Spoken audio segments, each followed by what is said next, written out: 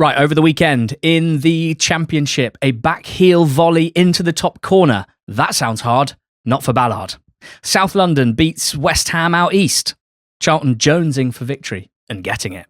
Elsewhere, Lions, crunch, Canaries, Baggies, down, Clarets. And the performance of Wolves' Lopez wasn't exactly fair on PNE. All that and more on Not the Top 20s Championship Recap, brought to you by Loaded. I'm Ali Maxwell, he's George Elliott. You okay, mate? Hi, mate. Yeah, I'm fine. How are you? Well. Good. 3 teams in the Championship have 2 wins out of 2. 2 weekends into the season, and one of them, Charlton Athletic. They went to the London Stadium and won in the first league game between West Ham and Charlton since 2007. George, if you'd told me pre-match that Charlton would nick a goal from a set piece, that they would make the most of some West Ham sloppiness to score a quick turnover goal on the break, and that West Ham would otherwise huff and puff and just look a bit out of practice when it comes to breaking down very well organised and highly motivated deep blocks, I'd have believed you. Now, it wasn't necessarily as simple as that. West Ham did create quite a lot of good looks in the second half and miss an injury time penalty through Tati off the post. But wow, a significant result and a big story. Yeah, I think a significant result for plenty of reasons. Like, focus on Charlton to start with, who came back from 1-0 down in their opening game against Derby to win it 2-1. And really kind of, given, I guess, how Charlton's season went last season, where they started really strong and maybe fizzled out a bit towards the end before getting the important result against Hull to make sure that they stayed in the league. Like, they were a relegation threatened side with 2 games to go, and that was because of their form in the second half of the season. So it was always going to be very important that they didn't, coming from an Oxford fan, it felt like their first season resembled ours quite a lot. And then, we followed it up by being one of the poorer teams and getting relegated from the league. So Charlton having to avoid that, and they've made an incredible start to doing so. Fitting that it was Lloyd Jones who scored the opening goal. Just really poor defending from West Ham from a long throw that was allowed to travel quite a long way, and West Ham fans not getting their head on it or getting anything on it to try and stop it from getting to Jones, who's scored a really nice overhead kick to make it 1-0. And as you'd expect from that moment, Charlton, away from home, 1-0 up after 7 minutes. They just sit deep and they soak, and West Ham have loads and loads of the ball. If you're looking at over the whole game, it was 665 passes attempted to Charlton's 190. They had 25 shots to Charlton's 7. But there 2 things happened here. Firstly, we had a goalkeeper making his debut for Charlton in Arthur Okonkwo, who made some massive saves. Not necessarily any kind of worldies themselves, but kept the ball out really well. If you're looking, it was 8 saves he made over the course of the game, an XG on target of 2.07, so made some important saves. One of them he pushed out to Pirot, who scored the rebound for the goal. Yeah. It wasn't a howler, but but on the whole he was very good. And I think, just very briefly, I think I can represent both of us by saying we're pretty big on that signing for Charlton. Yeah. They needed a number 1. Kaminsky's time at the club coming to an end. Wrexham showing very little patience really in Okonkwo. Even starting last season, they started with Danny Ward in goal, and then Okonkwo came in. Weird. Parkinson very clearly does not rate him. But yet he did have some high-profile howlers, particularly that Swansea game spring to mind. But he's a 24-year-old keeper who was among the best in League 2, among the best in League 1. And I like this for Charlton. And his contract's up at the end of the season, so every chance, if this is a marriage that works well, it could be extended. Well, the only issue for Charlton is if this does go really well, then I think he might have suitors high up the food chain. But it's weird because I think it was in the summer between League 2 and League 1 after promotion, I did 5 Live with Phil Parkinson when I think Okonkwo had just signed full-time rather than on loan. And he was so glowing about him. So something shifted. Isn't that the story of about 70 Wrexham signings over the last 4 years? Like, really glowing, really good in promotions. But I guess it was just a case of like, we've gone past you. It was a loanee who they've made permanent. I mean, it is strange. But as you say, he has made mistakes. So I guess it's not that surprising. But I think with regular football and a bit of love at Charlton, he should do really well. The second goal from Charlton came with 2 in 2 games for Tyrese Campbell. A player that was being linked to Preston not that long ago, but I think Charlton will be desperate not to lose him, and given the way he started the season. But again, this was symptomatic of a team, as we'd spoken about in the 1-24s and plenty of other times. This is a West Ham squad that has been built to play a very different style of football to the one they're going to have to play this season, under a manager who generally plays a very different style of football to the one they're going to have to play, especially when they're at home and they're losing. And Mavropanos just gets caught in possession, really, just trying to overplay. Lebo presses him tackles him, ball falls to Campbell, who gets on the ball, cuts inside on his right foot and scores a really nice finish. Lovely. And that is what he'll do. And that is why teams like Charlton aren't going to care about how much possession the opposition have. If anything, it kind of suits them to be like, you have the ball. And all the talk about in the summer about the quality of West Ham's team and the fact that with Tati Castellanos and with Jared Bowen, they were going to be too good. Football isn't as easy as just relying on individual players and their talent in order to win you games of football. And this is like such a good example of that. Peru, a player they brought in last week, he scores on debut. He's someone that scores a lot of goals at championship level for the most part. Yeah. Is he that different to the options they've already got up front? Like, he's a player that he has a good goal scoring record. He's a very good ball striker. He can score good goals as well as kind of near close range goals. Not a particularly good presser or runner. No. I don't know. I think him and Tati could work quite well on paper because, as I understand it, and I'm not an expert on Castellanos, but I think he is a decent outlet, quite physical, and Perot needs a physical target alongside him. He's really not very effective as the number 9. So on paper, I actually do think Tati with Perot off him, Bowen on the right and Solomon on the left, I'm not sold on West Ham either, but on paper, I think that does look pretty sensational for the level. But I'm also a big proponent of that doesn't necessarily mean they just win the league. There needs to be more than just good names on paper. Like, they got Engels in from Celtic. I've not had great reports from Scottish Mole about Engels. 22 million, the most expensive championship signing ever. It looks to me like he's more of a kind of box-to-box, middle and attacking third central midfielder. He scored 14 goals in 2 seasons for Celtic, but 10 were penalties, so only 4 from open play for a dominant team. He's not a deep-lying dictator. That, to me, is what they need. Like, they need someone to run games at the base of midfield if their games are going to look like this. Ward-Prowse didn't even come on. Well, Ward-Prowse, they've loaned him out 2 seasons in a row. They can't suddenly go like, no, we think you're really good, James. That just won't fly. So, yeah, I was wondering why Castellanos took the penalty here with Bowen on the pitch, with Engels on the pitch, who scored 10 out of 10 for Celtic. But to be fair, Castellanos did take them for both New York City FC and Lazio. So the fact is that they've got a lot of penalty takers. And maybe some karma, because Castellanos did a really bad dive early in the game to try and win a penalty, which thankfully wasn't given. And maybe a bit of karma there. So what an exciting start to the season for Charlton. 2 wins. Also just interesting from a squad. I mean, we mentioned there, Ward-Prowse is one of the players that didn't come off the bench. But 1-0 down at home after 7 minutes against the team you're expected to beat, and the 3 substitutions that they did make were Lewis Orford, who came on at half-time, for Kante in midfield, Joel Veltman, a 34-year-old who came on with 20 or so minutes ago, and then Divine Makasa, who could be very good on loan from Man City. But it's still there. When you're talking about the squad depth and other things, there's not much going on there in order to try and change the game. Centre-backs didn't look good. Keeper didn't look great. Trouble. And, things could be sorted. We've got, I think they're away at Watford on the weekend, and then is it Wolves at home next Tuesday night? So it's a big start to the season for them, but what a start for Charlton. And, the front 3 being Lee Burnett up top. Be amazing if he could just stay fit for a season, because he certainly helped, robbing the West Ham defender in the build-up to Campbell's goal. And then Carlin Grant, who is, although he's a new signing, he's also a Sparrows Lane Academy product. So a front 3, all from the Charlton Academy. Pretty cool for Charlton fans, I think. As for West Ham, they've given away a 2-0 lead against Burnley while looking second best on the opening weekend, and then losing the first home game against a South London club in front of 60,000. The West Ham soap opera hasn't turned into a feel-good show just yet, and it's still definitely could. 44 games to go. George, Burnley, they haven't won either. 1 point for them, too. They went to West Brom, they lost 3-1. Tell me about it.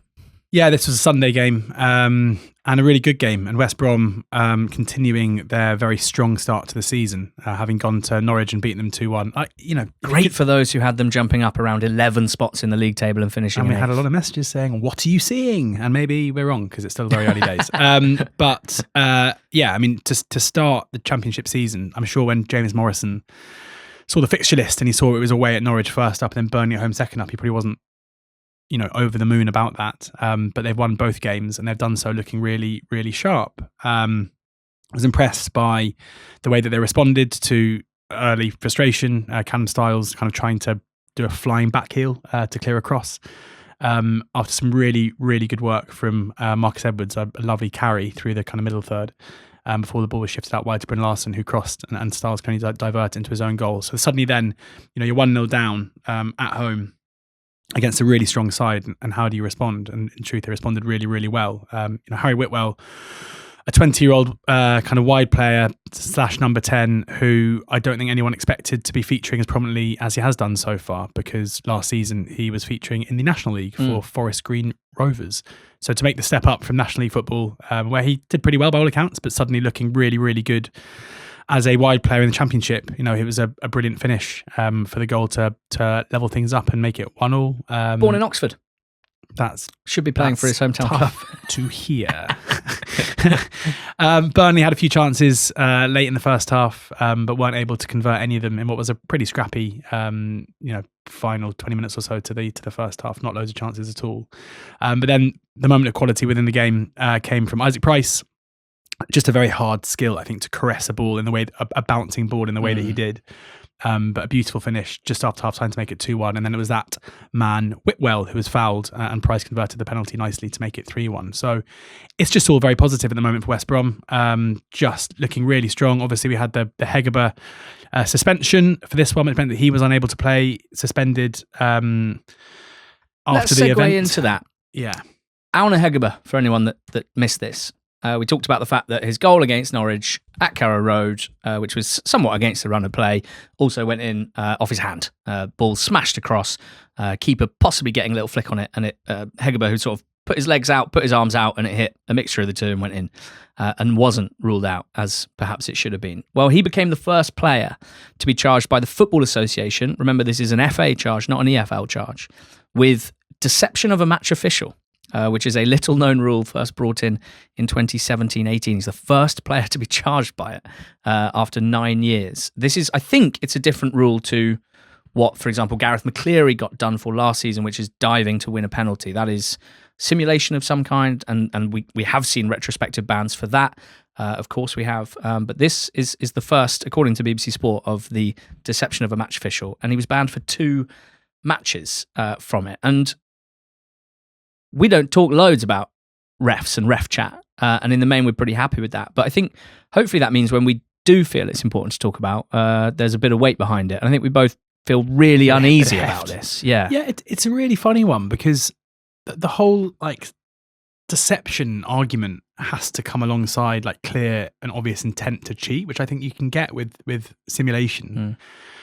With something like this, firstly, it wasn't, and I'm not going to stick up for Heggebo or pretend it was, to say categorically that it was a mistake or whatever else, but it's a bit it's not like Maradona. He's not kind of slapping it in. It's a sharp cross where it feels like he's just trying to get the ball over the line. Obviously, he then doesn't show any contrition and celebrates, but at the same time, what do you want him to do? Just go over to the ref and be like, sorry, and let them score from. It's just, it's a very weird situation where.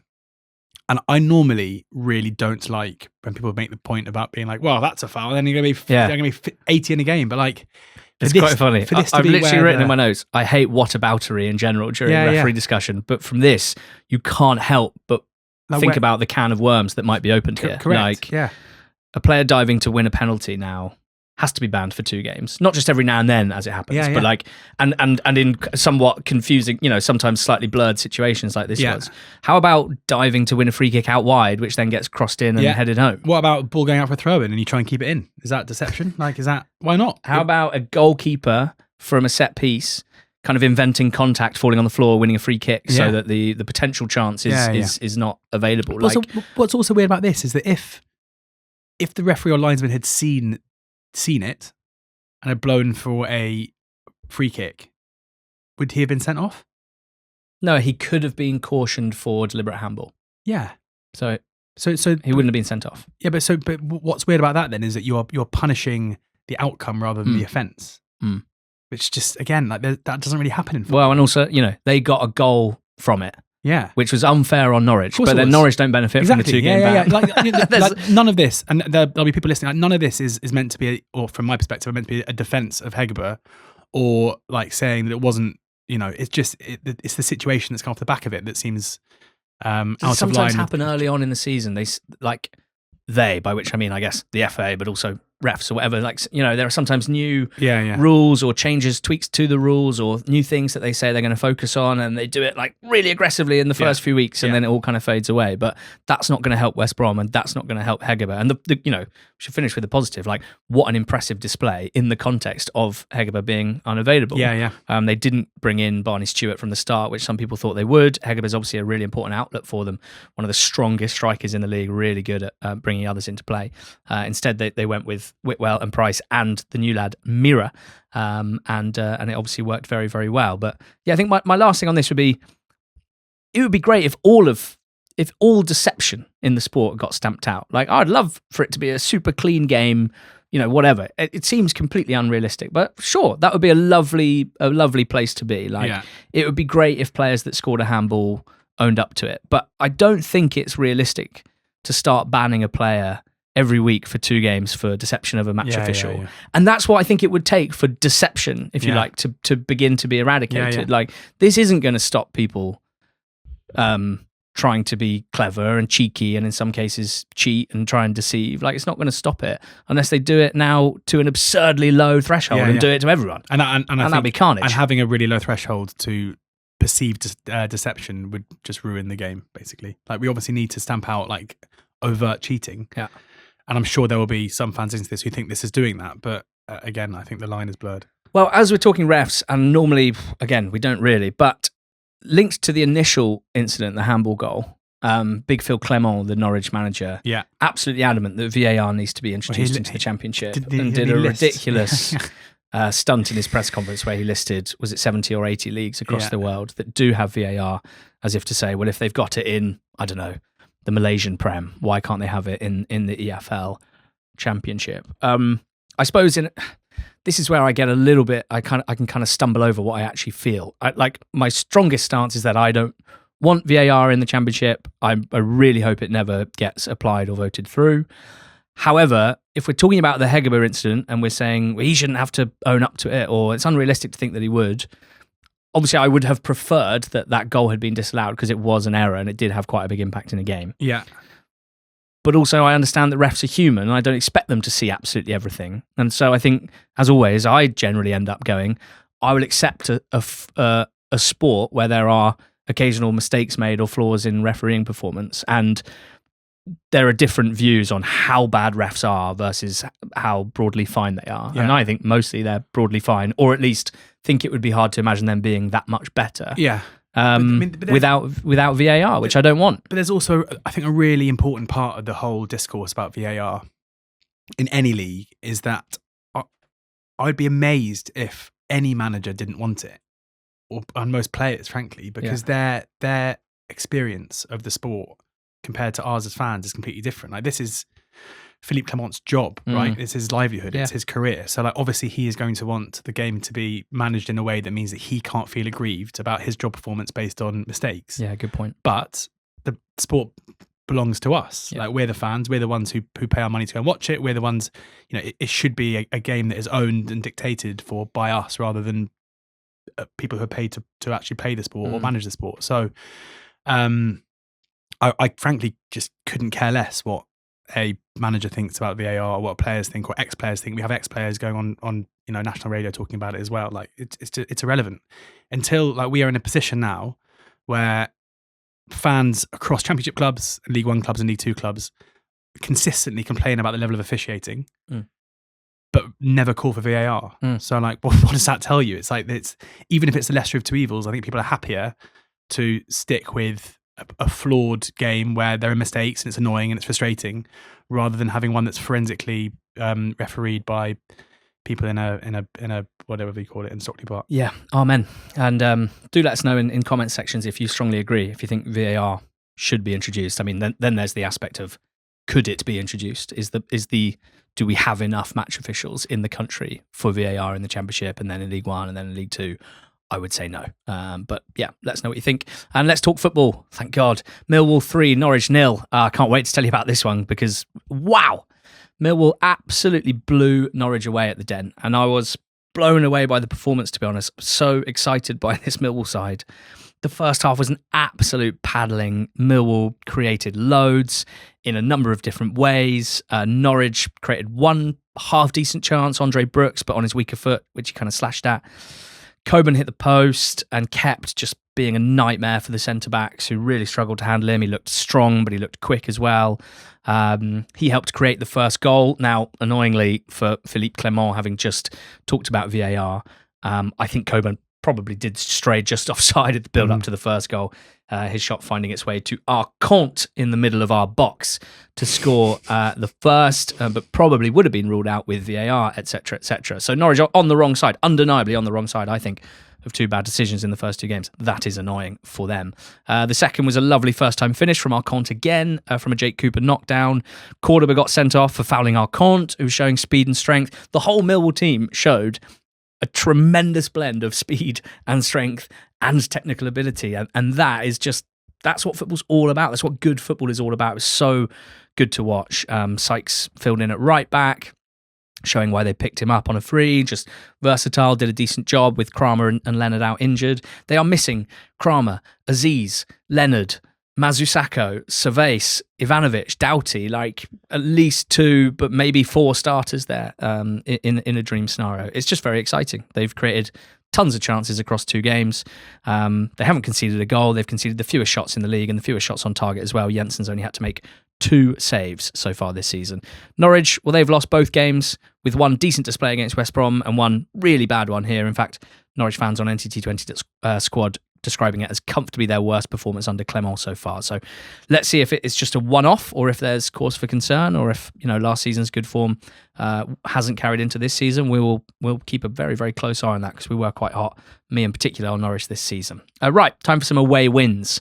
PNE 1, Wolves 3. This is better from Wolves, George. The only relegated side, in fact, to win a game so far in 6 attempts between the 3 of them. Yeah, it was much better. They looked good in some moments against Blackburn, but kind of underwhelmed. Whereas here, against a Preston side who, you know, I think we've got to be pretty concerned about, given, they were beaten by Bolton on opening day.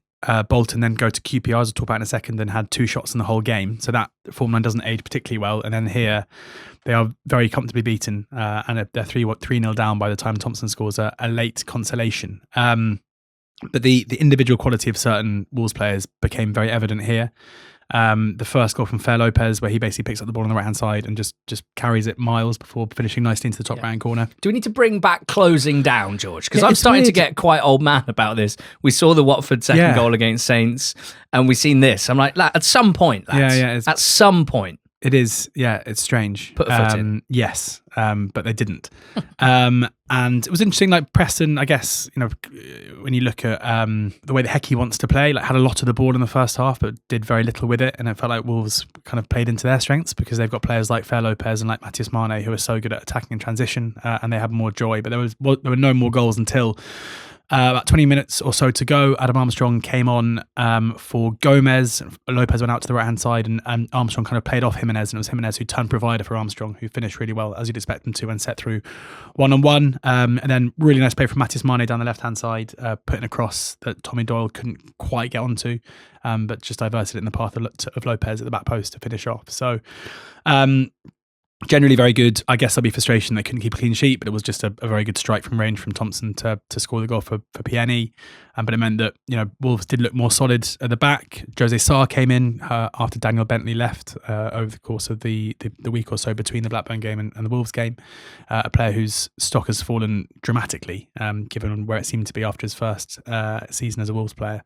But yeah, it was a good performance from Wolves. As I said, I would temper it by the fact that I'm not sure the quality of their opposition here. And if we were to do knee-jerk reactions off the back of 2 games, I would have to say that Preston do feel like a side to be pretty concerned about at the moment. A fan base who aren't particularly happy. Some of the players they brought in have looked okay so far, but yeah, the general performance level of the 2 games, it just feels like they brought in a lot of players to change what they're doing going forward. Bergzorg off the left, Arabi leading the line, Devine back in after his loan last season, but it's still Hughes, it's still Lindsay, it's still Story. Harrison Clark's come in at right back, but I'm starting to wonder if these are the right defenders for a Paul Heckingbottom team, and I'm concerned about their general defensive performances. So, Lincoln 1, Portsmouth 3. Same scoreline, Pompey winning.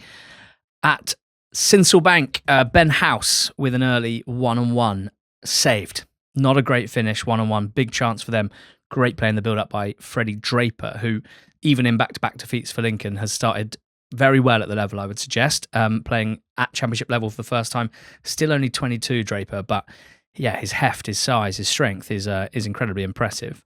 Now, Pompey's first goal comes down to 3 new players. Now, that is very, very significant. Portsmouth, since they came up into the championship, trying to improve the squad over time and haven't found it very easy. But loanees may be the order of the day. Benjamin Arthur, centre-back on loan from Brentford. I've been looking forward to watching him play because Sam Saunders, Brentford B head coach, a former Wickham legend, of course, and Brentford legend, someone that we've known for quite a long time from back in our TV days.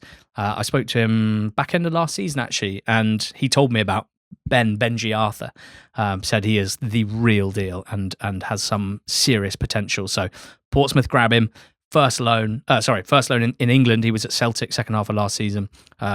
He plays a really nice pass into Abu Kamara, rolling off the right wing. Now he is back at Pompey permanently after 2 seasons away. He played every single game in their promotion season from League One, and then sort of tragically joined Hull rather than Portsmouth. It went terribly. Joined Getafe last season. It went terribly. But he's back where he belongs and looks like he's never been away. Rolling off the right wing, carrying it inside, finding Ryan Kavuma McQueen. This guy's 17 years old, on loan from Chelsea, a winger, left-footed. Does a lot of his work off the right normally, but wow. Came on at half-time on opening weekend and looked incredibly sharp and scores here with a deflected shot to make it 1-0. I mean, he does not look like a 17-year-old winger. He looks incredibly sharp, covers ground quickly, works hard, and then some of the quality in his technical play. Very, very exciting. Obviously, doing the England pod, covering the England youth teams, it's been hard not to notice some of the performances he's been putting in. But we're talking for like the under-17s, under-18s, under-19s. For him to come in, make such a big impact is so exciting. And particularly on a day where Josh Murphy came off again injured, and they're still really struggling to maintain his fitness. So 1-0 to Pompey, then Kavuma McQueen played a good pass into Kamara, took a touch around the defender, got fouled, free kick on the edge, Segatic went for power, deflection, in. So there's good football in here. There's also some fortune with 2 deflections, 2-0 Pompey. Towards the end of the first half, Hackett scored a penalty after a Swanson handball for 2-1. And I guess heading into the second half, you're wondering whether Lincoln are going to come on strong. Not really. Intensity kind of dropped off. Pompey managed it well and got a real collector's item. Ibu Adams with a rocket from range.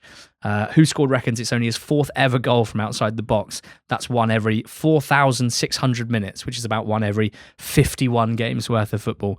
Absolute screamer, and Pompey saw it out comfortably. So yeah, decent defensive display. Shocknessy and Arthur at centre-back, with Poole having started on opening weekend, but Arthur's in for him. Back-to-back defeats for Lincoln, but not too worried just yet.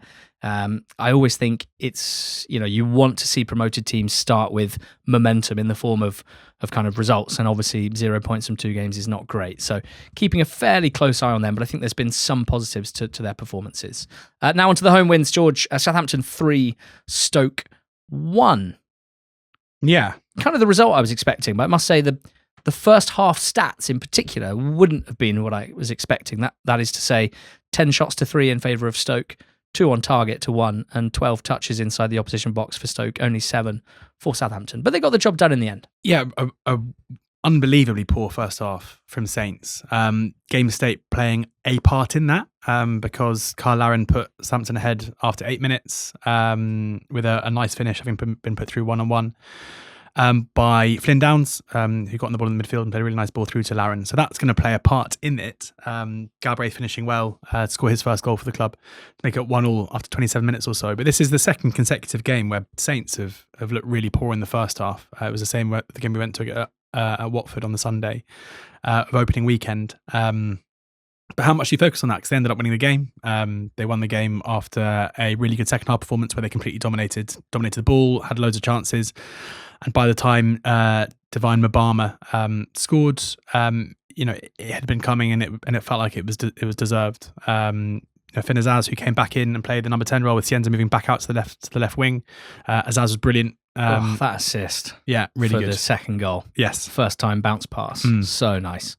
He is a mercurial creative passer. And that's important because he's managed to unlock a Stoke defence who'd held them out up until that point, and then very late on in the 94th minute, Ryan Manning scored a nice penalty to make it 3-1. So yeah, I mean, it feels significant this for Saints. At half time, I think probably quite a few Saints fans in the home end were thinking, what has happened to our team? Like, what has happened to the team that we saw finish last season so well? But this second half performance shows that it's still there, and there isn't too much to worry about.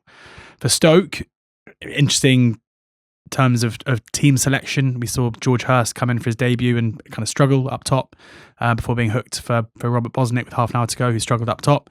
Hurst is obviously a player that we know from his time at Ipswich offers a lot in terms of his hold-up play and his link play, yet to ever kind of show that any kind of sense that he's a prolific striker. And with players like him, I always wonder a little bit, he was part of a very good team at Ipswich, and does he come into a side that are struggling and have the same kind of impact? We'll have to see. Gallagher favoured to Million Manhoof on the right hand side of the attacking group, which again is a bit of a surprise. Manhoof not even coming off the bench. Svante Ingelsson, summer signing, came on with 20 minutes to go and was sent off for a second yellow for a tug back that led to the penalty. Yeah, so even though there were positives around Stoke's first half performance, it's still, we're 2 games into the season, and the kind of team selection and performance level and results are all not doing much to stop the alarm that was going off in our kind of pre-season research with them. I think there may well be another Stoke managerial change at some point. They've got Wolves next away, and then Norwich at home. I'm getting pretty bad vibes from the whole atmosphere. Big question is, like, who?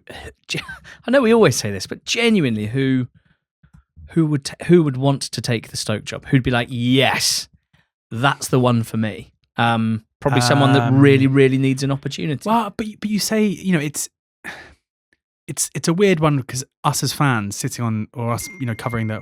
Hello, maybe that's you. Is that hello? Is that Bet365 Coates? Yeah. It's a job that I think our perception of that job and the reality of that job will be 2 very different things. Where like we think like, oh, they're a struggling team, it's a graveyard for managers and everything else. Mm-hmm. I think you go and have a meeting with them, and it becomes apparent what the ambition is, what the salary. I'm not naive to the financials of it. But what the salary is. But like, I if you go in there on a huge salary, and you're told you're going to have a budget of a top 8 team, and you know that either you're going to make a success of it, or you're going to have to get paid off at the end of it. It's probably not the worst job to take on. Fine, I'll do it. Cynically, yeah. Fine. Blackburn 2, Middlesbrough 1. Blackburn could easily have had 2 wins from 2 against 2 of the pre-season favourites for promotion. Lots to be positive about. Come from behind win. Behind through Sarmiento. Really nice goal for Borough, kind of the platonic ideal of a Kim Hellberg team, punching passes through tight gaps in central areas, hitting players, combining in the edge of the box.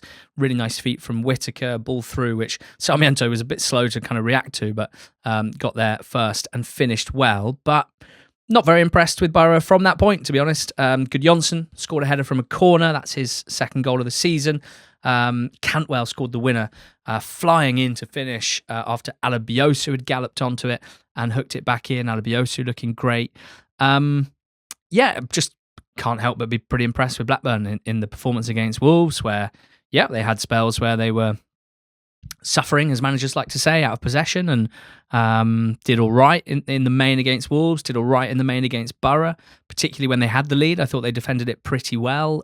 Borough created 1 or 2 headed chances that the keeper saved, but also Borough struggled to kind of penetrate and break them down. So, impressed with Blackburn. I guess by contrast, for Borough, not very impressed with their transition defending on a few occasions. Not very impressed with their penalty box defending on a few occasions. Hopefully Ashley Phillips, who they signed last week, will help that, because he is fast, which should help with the transition defending, and he is a strong penalty box defender, which should help with the box defending. But there's always lots to like about Borough, and I like watching their games, but There's still plenty for them to sort out, particularly defensively. Now, lots of draws in the Championship. How about Derby 2, Cardiff 2? Both teams missing loads of players already to start the season, which is always just, lets the air out the balloon a little bit. Like Cardiff are playing Capaccio and G and Bagan at centre-back, who were their fullbacks last season, and then Scanlon at left-back. In that context, they actually did quite well. I mean, Morris's goal was just bulldozing a ball over the top, which, like, what can you do if you just don't have your centre-backs there? Someone like Carlton Morris is going to cause you problems. But Cardiff scoring from a set piece, I probably didn't have on my bingo card. Ashford hooking in after the ball was kept alive by Capaccio. So it was 1-1. Cardiff scoring a really nice counter-attack. Tanner involved, Colwell involved, Rubin, that is, and then Salak finishing the counter-attack. Another lead they had, another lead they gave away. A throw-in from Derby found its way into the box, and Bobby Clark smashed home. It was nice work, actually, from Blackett-Taylor. Sorry, not from a throw-in. He'd carried it inside, and Clark smashed in a powerful shot. So it was 2-2 after 49 minutes. Good chances missed for both sides as well. Quite an entertaining start to the game, I'd say. And it kind of petered out. It was quite a quiet last 40 minutes or so. So for Cardiff, like, we didn't do their game last week. They drew with Wrexham. They've drawn here, 2 points to start the season. No shame, no harm in that.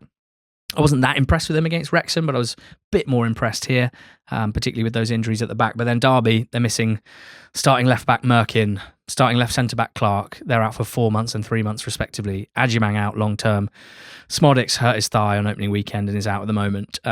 It's hard for Eustace to do what I think he could do with this team if he's missing, well, those four, I would say, are probably among their sort of, 7 or 8 best players. That's going to be difficult for anyone. So talking of Bobby Clark, there's a famous story about comedian Jason Manford meeting Mika Richards and being really short with him. And allegedly it was because he was managing a Football Manager and he had told him that he wanted to leave the club, which is a part of his stand-up bit. And you've got something similar going on with your loaded Football Manager challenge with Robert Clark. Yeah, let's do the NTT20 video game challenge segment brought to you by Loaded, sponsors of Derby County. And if you missed last week, I am managing Derby County to glory, I imagine, in FM26, and many of you are too. Amazing take-up on the NTT20 Gaming Club Discord. The link to join that is in the description. Really excited about it. Over 80 people have joined. Around 20 other people are playing as Derby on FM26, tracking their progress on Discord. It's been great fun. What hasn't been fun is taking over Derby and thinking that Bobby Clark, as he did in real life, would make his loan permanent and become a cornerstone of my success in the future. Red Bull Salzburg were happy to accept a lower fee than the pre-agreed fee, which I thought was, evidence of my incredible negotiation skills. Bobby Clark told me he had absolutely no interest in joining my Derby County side, which, having spent the whole season with Derby last season and then seeing me take charge of a brave new era, felt like, a bit of a punch to the stomach, if I'm honest. But that's the sort of stuff you have to deal with. How have you left it? In the hot seat. Well, he's back in Salzburg, mate. I won't be giving him another call. Okay. And what's been quite good, though, is that, who did fancy joining?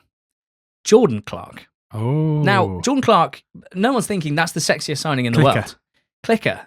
On a free from Luton, on like half the wages of Bobby Clark, but straight into the Clark role. In the number 10, the sort of hard-running number 10 in my 3-5-2. I brought in Jordan Clark. I brought in Cameron Humphreys on a free. Bit of a project that. Joel Bagan on a free. Backup left wing back to Merkin. Bagan on a free? Interesting. What's quite interesting about this is I made it clear this is a short-term save, probably 6 weeks of real time to win the Champions League with Derby. Yeah. And yet, I'm still treating David Clowes' money as if it's my own money. I'm still trying to wheel a deal. You need to spend money unsustainably. It's not my money. It's not even real money. It's not even real money. Yeah. I'm more prudent with virtual funds than I am with my actual real life hard earned. So I've not made any big signings. I'm broadly sticking with the squad.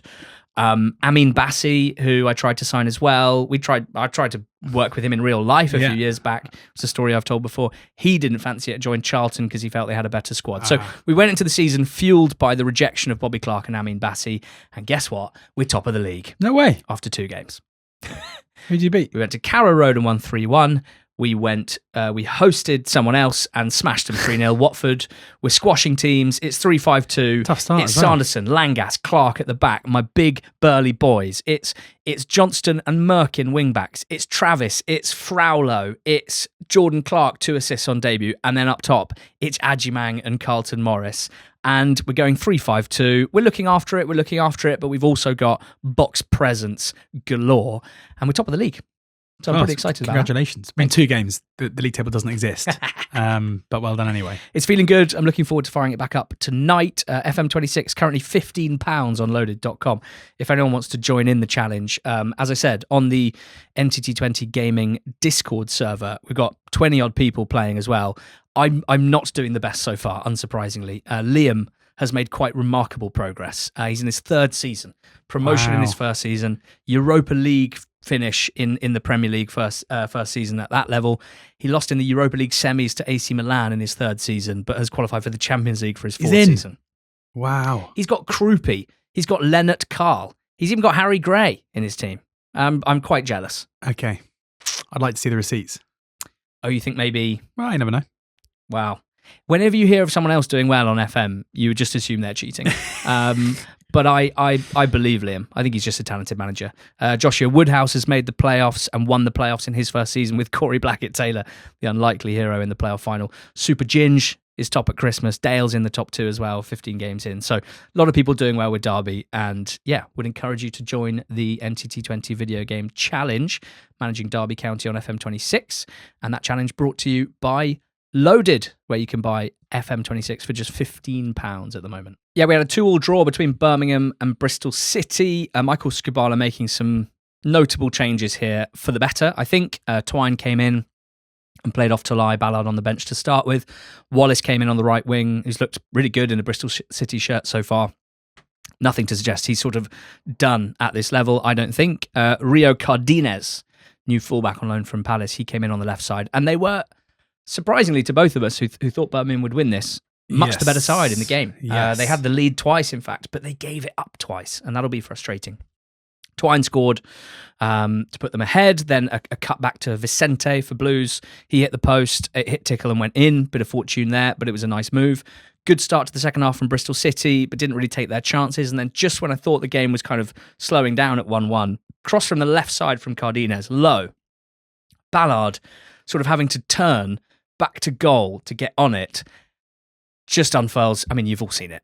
Unfurls a first-time back heel volley that is so perfectly into the top corner. I'm actually surprised that Beadle has enough time to react and dive towards the ball, but gets no chance of saving it. It is it's absurd. A very early contender for goal of the season, George. It is the sort of goal that takes the breath away. And it's Dom Ballard who scored it, which is really fun after winning the Golden Boot in League One last season. What a way to introduce yourself to the Bristol City fans who behind the goal in that away end, proper limbs. It's one of those goals where like taking any kind of neutrality away from it, it's just a shame that it hasn't won the game because, you know, to be witness to that, to be in the away end for that, see that go in with 4 minutes to go away from home, only to then concede a late penalty and draw the game 2-2. But yeah, incredible. And he's none like that, but he's, even though he is a very good penalty box predatory striker, he also has an eye and the ability to pull off amazing goals, as we saw a few last season, normally from range for Orient as well. So yeah, they've got a couple of good players who can score good goals because Ballard can do it, Twine can do it. We've seen Tolai score good goals as well. Yep. So Greenwood can hit them. Fun players, yeah.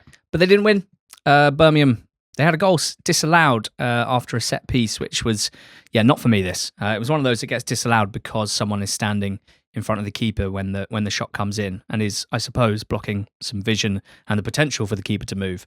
I mean, this was a big stretch because no chance that the guy was actually interfering with the goalkeeper's ability to save it, I don't think. But on the flip side, they got awarded a penalty, which I guess was for handball. It was a bit of a weird one. Ball into the box. Jason Knight sort of jumped over the top of his teammate Atkinson, leading with his arm, and Atkinson headed the ball away. Knight's arm was kind of on top of his head, and maybe it brushed it, maybe it doesn't. I thought it was quite hard to see from the angles that I had, but the ref gave it after a long think, and it was scored, and it was a 2-2 draw. Damari Gray equalising there. So good response, I think, from Skubala and Bristol City to home defeats in the Cup and the League. I expected a lot more from Birmingham here. Still, I think they're just finding it hard to find the right balance in the front four. You've got Priska, got Paik playing number 10, Stansfield on the left, Vicente on the right. I think they struggled to find the right balance with the fullbacks and the wingers in front of them, with the number 10s, with the striker. It's not clicking at the moment, and Chris Davis may not have too many more weeks to find the click. Tell me about Wrexham 1, Watford 1. Yeah, Wrexham, back-to-back 1-1 draws to start the season. Probably a better result for Watford this one, away from home to follow up their 2-1 win over Saints. Wrexham went close before the opening goal with Ollie Rathbone shooting over the bar. After 12 minutes before K9, Luca Kieramgard. A really nice goal, to be fair, from all involved. The right back Traore swung in a brilliant ball, and Kieramgard just gets her in front with a really good header to put them 1-0 up. But not long after that, you'd normally think it's probably going to be Danny Imre to be the provider to Kiefer Moore, but it was Kiefer Moore down the left-hand side, crossing to Imre, and Imre finishing really well to score his first goal for Wrexham. So 1-0 after 25 minutes or so. From then on, Wrexham had the majority of the chances, and as the game went on, they kind of made their dominance grow during the game. I thought Watford had a couple of penalty shouts, one for a tug back in the first half, and one that I didn't really see anyone complaining about, which was when Rokovata came on with about 50 minutes or so to go. He shoots high and wide and then is absolutely wiped out. Yeah. A classic case of... But this is your big thing. He's got his shot off. It's like, but then someone tried to tackle him and have carte blanche to him out. Crunch him. Yeah, exactly. Yeah. I mean, imagine if that was the case. Just as soon as the ball goes, just do whatever you want. Like NFL. Yeah. Like when the quarterback throws it and you can still smash them. Some big worries about fitness, because Watford only had 4 fit senior defenders going into this game. Mm-hmm. They started as the back 4. But the man who got the assist, Omar Traore, came off with a head injury, which means they're now down to 3 senior fit defenders. Albert Eames came on and played the second half, who's a player I don't know much about. For Watford, they need reinforcements in defensive areas. The group at the moment are doing incredibly well to maintain the level that they are, given that, and they've got stacks of depth in more advanced areas, as seen by the fact that they, when it wasn't really working in the second half, they turned to Payero, to Kayembe, to Vata, to Dumbia. But yeah, surely we're going to see some players come in this week, because they cannot continue with such a threadbare defensive line. And 2 matches that happened. Swansea 0, Sheff United 0 means that Blades have started the season with 2-0 all draws. A few nearly moments and half chances kind of for both sides across the game. But Sheff United went closest. O'Hare hitting the bar. Bamford couldn't quite turn in from close range. But yeah, a mixed affair, I would say. Whereas QPR 0, Bolton 0. Chances in this game, but almost all of them for one of the teams. Yeah, a remarkably one-sided 0-0 draw, this one. Bolton, it's all about a kind of rear guard action here, with Jack Bonham, their keeper, making a string of really good saves. QPR looked sharp. Ilias Chair looking really sharp for the first time in a couple of years. Harvey Vale's looking really good as well. It feels like they have a nice kind of combination where Chair, normally playing number 10, but kind of drifts out into the left wing, and Vale kind of really exposes that space because he knows that Ronnie Edwards is going to sit behind him. Kwame Poku's looking sharp as well. QPR looked good, but they weren't able to just get the ball to go in the goal. And that concludes an entertaining Championship weekend, and hopefully a decent recap as well. Thanks for listening or watching. Please make sure you subscribe to the channel. Give us a like or a comment or a 5-star review on Spotify. That would be lovely. And we've done the same for League 1 and League 2, wherever you found this one. So cheers, and thanks to Loaded for sponsoring the Monday pod. Go well.